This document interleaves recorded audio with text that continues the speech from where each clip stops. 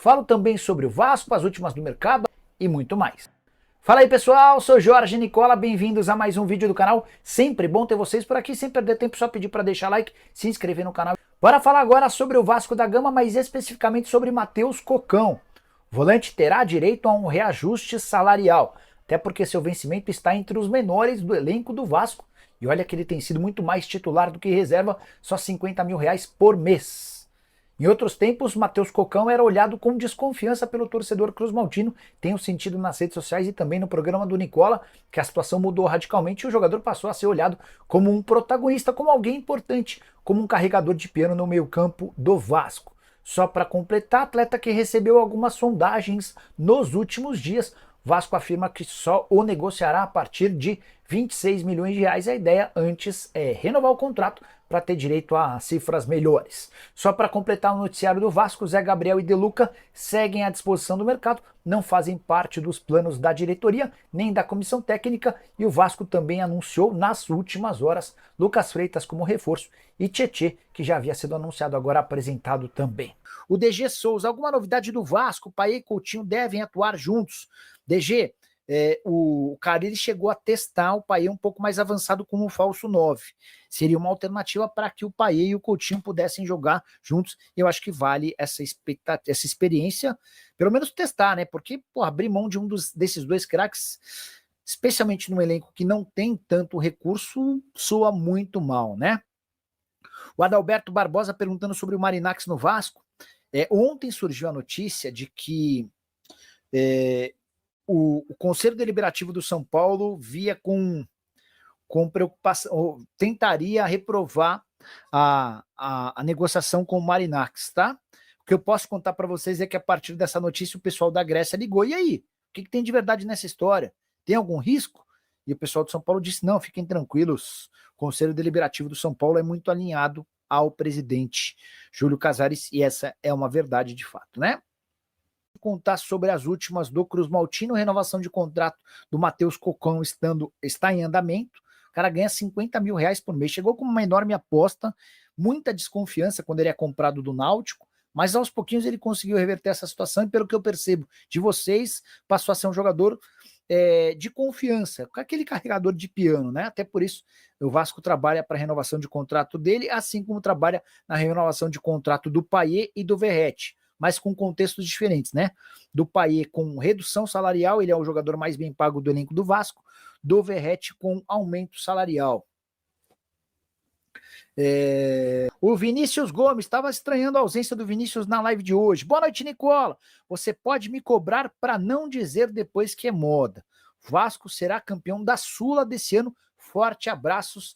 Tem notícias do Vasco? Cara, torço para que você acerte seu palpite. Acho que seria muito merecido para um torcedor que só sofre há muito tempo. As últimas do Vasco, cara, não tem grandes novidades. O anúncio da contratação do Lucas Freitas, que é uma velha notícia, a tentativa de redução do salário do Payet para prorrogação do vínculo pelo menos até dezembro, negociações com o Verratti para prorrogação do vínculo com direito ao aumento salarial, o Vasco buscando empréstimos para 2 jogadores que estão fora dos planos da diretoria e também da comissão técnica, o Ian Lucas e o... Deixa eu pegar o nome do outro, peraí. Caras, inclusive, que já estavam emprestados no ano passado, então, não é nada... O Zé Gabriel e o De Luca. Zé Gabriel e De Luca, tá? Estão à disposição do mercado. Estava contando também sobre a negociação do Vasco para a renovação do contrato do Matheus Cocão, algo que também não vai mudar o preço do dólar, né? Pedrinho hoje é o presidente do Vasco, Felipe é um diretor de futebol do Vasco, 2 jogadores que têm na sua carreira como jogador a idolatria do torcedor. Felipe é um dos maiores vitoriosos da história do Vasco, com o Luizinho Quintanilha, que está de volta ao Vasco. Parabéns, um golaço da diretoria, o Carlos Germano. Mas assim, eu queria falar com vocês sobre a realidade que o Vasco se encontra e talvez o torcedor não goste desse assunto, mas ele é importante e eu entendo como necessário para o vascaíno.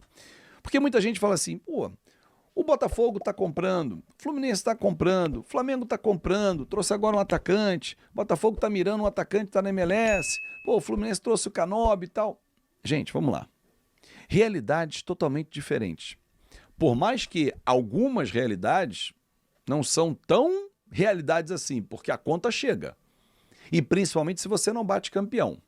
O Fluminense, por exemplo, está fazendo um investimento muito alto, mas ele vai jogar o Super Mundial de Clubes, vai ter uma cota altíssima, beleza, mas a conta no final do ano precisa fechar. E não necessariamente estou falando por ser campeão do Super Mundial de Clubes, porque nenhum clube brasileiro vai bater campeão do Super Mundial de Clubes, mas a participação já vai dar uma premiação milionária.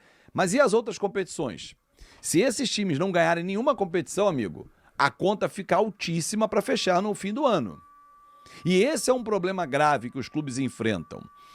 E hoje, a gestão do Pedrinho, ela prima pela responsabilidade. Erros e acertos vão acontecer, as críticas vão acontecer, mas eu acho que o torcedor, se começar a compreender que é necessário pisar no freio, arrumar a casa, trazer contratações que são necessárias, porém dentro de um orçamento, e que dentro de campo o time pode render.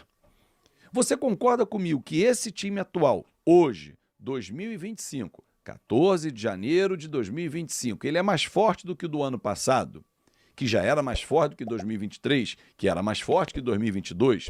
A gente consegue traçar uma linha do tempo de 22, quando viramos SAF, em setembro, até hoje, janeiro de 2025, e enxergamos evolução no time do Vasco? Se você consegue enxergar evolução, é nítido que o Vasco está num processo de crescimento. Talvez, e não é mesmo, acelerado como nós gostaríamos. Mas é dentro de uma realidade que o Vasco consegue se encaixar. E dentro de uma responsabilidade.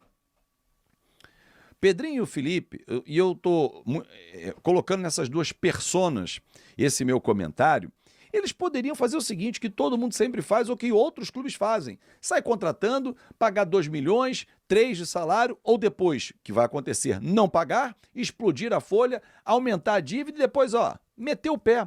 Porque, infelizmente, os conselheiros do Vasco até hoje não fizeram uma mudança drástica no estatuto, que é responsabilizar os políticos pelos seus gastos no CPF.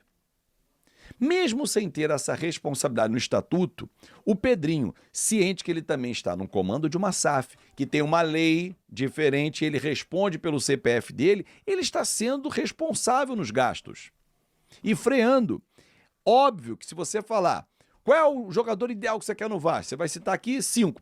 Se eu pedir para você, coloca nos comentários 3 jogadores que você gostaria de que vestisse a camisa do Vasco nesse ano. Esquece uma responsabilidade financeira. Depois de você escrever, você fala assim, então agora eu vou escrever outros 3 que, se eu tivesse a caneta na mão com a responsabilidade de pagar, estariam dentro de uma realidade. Eles não vão bater os 3 que são do teu mundo ideal e os 3 do mundo real. É o que eu sempre brinco. O mundo ideal, ele é diferente do mundo real. Alguns clubes vivem num mar de rosas, num mundo paralelo, em que as dívidas chegam a 2, 3 bilhões, alguns clubes vão bater nesse ano 3 bilhões de dívida. Anotem. E isso não é normal, torcedor. Mas é importante porque ganha. Não ganha. Não ganha. Vamos pegar um exemplo? Qual foi o título que o Corinthians ganhou ano passado? Nenhum.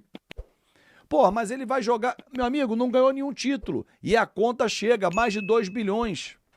E eles não têm a torcida engajada que nós temos. Cadê a vaquinha do estádio para pagar? Parou. Mas eu não vou entrar nessa discussão. O que eu quero entrar é até que ponto alguém tem que começar a ser responsável no futebol.